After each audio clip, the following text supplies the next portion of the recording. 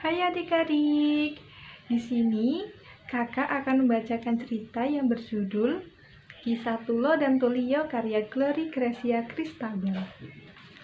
Pada suatu ketika, hiduplah dua bersaudara, Tulo si kakak dan Tulio si adik. Mereka sangat baik dan ramah. Namun, ada keanehan pada tubuh mereka. Tulo memiliki kaki yang panjang setinggi rumah, namun tangannya pendek sekali.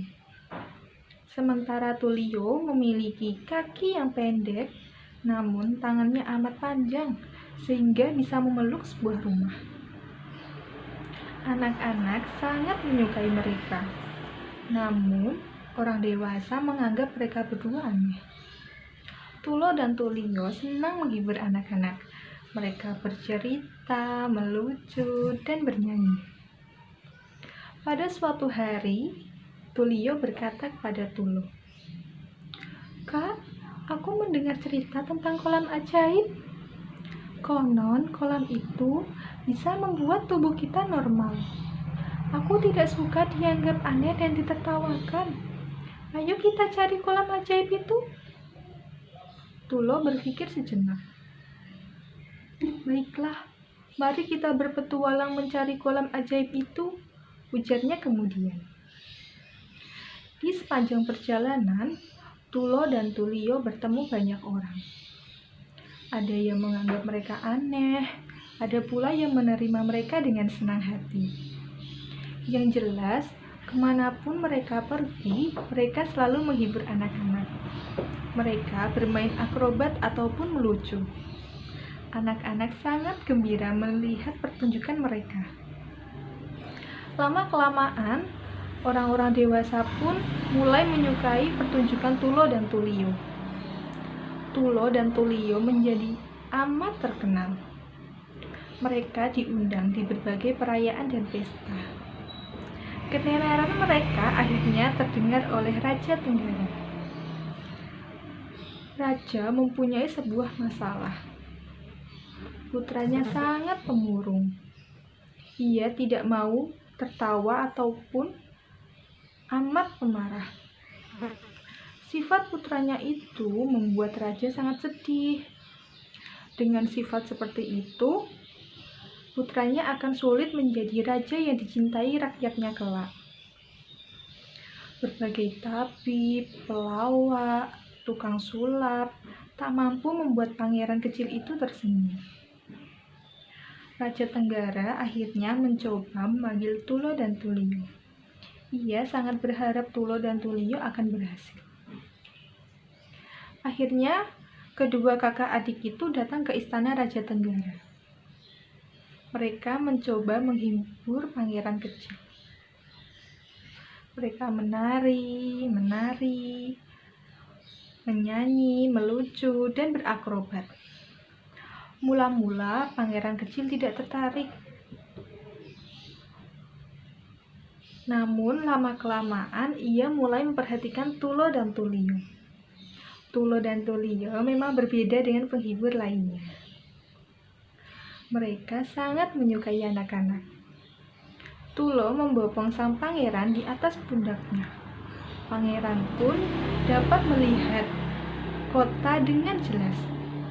Sementara Tulio menggunakan tangannya yang panjang untuk mengayunkan tubuh pangeran. Pangeran kecil merasa terbang seperti burung.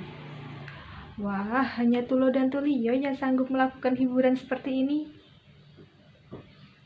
Pangeran kini mulai sering tertawa dan bergembira. Pangeran itu juga tidak pemarah dan egois lagi. Rupanya selama ini pangeran merasa kesepian dan bosan. Tulo dan Tulio mengajarinya cara bermain dan menjaga perasaan orang lain. Raja gembira luar biasa. "Mintalah apa saja, pasti kukabulkan," ujarnya pada Tulo dan Tulio. "Baginda yang baik, kami dua bersaudara sebenarnya sedang mencari kolam ajaib. Konon kolam tersebut dapat membuat kami normal seperti orang lain. "Jika Baginda tahu di mana tempatnya, izinkanlah kami ke sana," jawab Tulo. "Itu bukanlah permintaan yang sulit. Kebetulan kolam ajaib yang kalian maksud itu adalah milikku. Pakailah sesuka kalian." Raja segera menyuruh pengawal mengantarkan Tulo dan Tulio. Sesampainya di kolam ajaib, Tulo dan Tulio langsung menceburkan diri ke dalam kolam ajaib. Wah, luar biasa. Beberapa saat kemudian, mereka menjadi orang normal. Kaki dan tangan mereka tidak lagi kepanjangan atau kependekan. Tulo dan Tulio senang sekali. Kini Tulo dan Tulio tidak perlu merasa berbeda dengan orang lain. Mereka menjalani hidup baru mereka dengan puas. Namun lama-kelamaan mereka merasa kehilangan sesuatu, seperti ada yang kurang dalam hidup mereka. Lama mereka berpikir. Akhirnya mereka sadar. Sekalipun keinginan mereka terpenuhi, namun mereka telah kehilangan sesuatu yang amat berharga. Ya, mereka telah kehilangan diri mereka sendiri. Tulo dan Tulio yang dulu telah hilang. Tidak ada Tulo yang kakinya sering dipanjati anak-anak dengan riang. Tidak ada Tulio yang mampu mengayunkan pangeran kecil. Dan tidak ada Tulo dan Tulio yang dulu sangat dicintai anak-anak. Orang banyak pun tidak dapat menyaksikan pertunjukan mereka lagi. Tulo dan Tulio mulai dilupakan orang-orang. Tulo dan Tulio mulai berpikir kembali. Setelah menimbang-nimbang cukup lama, akhirnya mereka kembali menghadap Raja Tenggara. "Yang mulia, kami sangat senang menjadi orang normal. Namun kami kehilangan diri kami. Lama kami berpikir, akhirnya kami memutuskan untuk kembali menjadi Tulo dan Tulio yang dulu.